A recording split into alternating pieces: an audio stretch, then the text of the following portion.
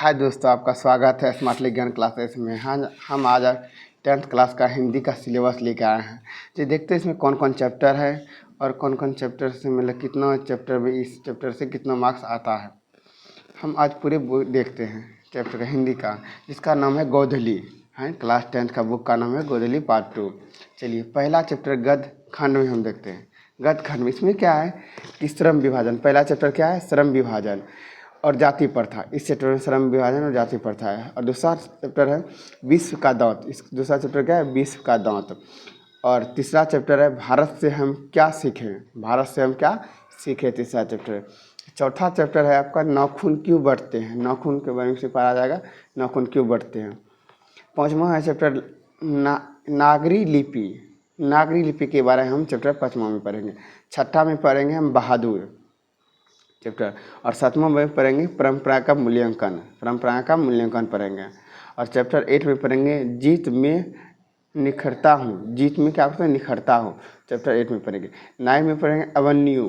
Chapter 9 में पढ़ेंगे अवन्यू। और 10 में पढ़ेंगे मछली। और 11 में पढ़ेंगे नौबत खाने में इबादत। नौबत खाने में इबादत। और चैप्टर 12 में पढ़ेंगे शिक्षा और संस्कृति। इस चैप्टर से हमको गद्य खंड से कितना मार्क्स?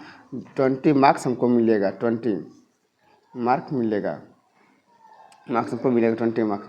अब चलिए पद खंड से देखते हैं।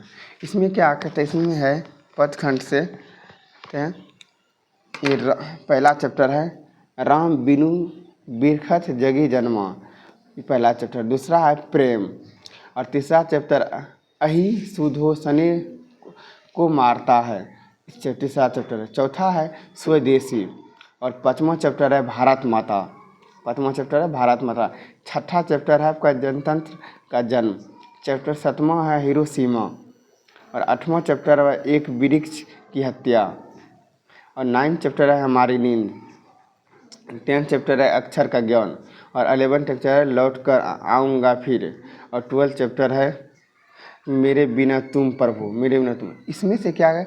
गद्य और पद खंड दोनों से क्या 20-20 मार्क्स पूछा जाता है। 20 नंबर इससे पूछा जाए तो मतलब ये गोधली बुक से हमको टोटल कितना पूछा जाएगा? 40 मार्क्स पूछा जाएगा। 40 मार्क्स का हमको पूछा जाएगा। उसके बाद 60 मार्क्स हमको कैसे पूछा जाएगा? ग्रामर से पूछा जाएगा। हम अब ग्रामर का भी सिलेबस देखते हैं।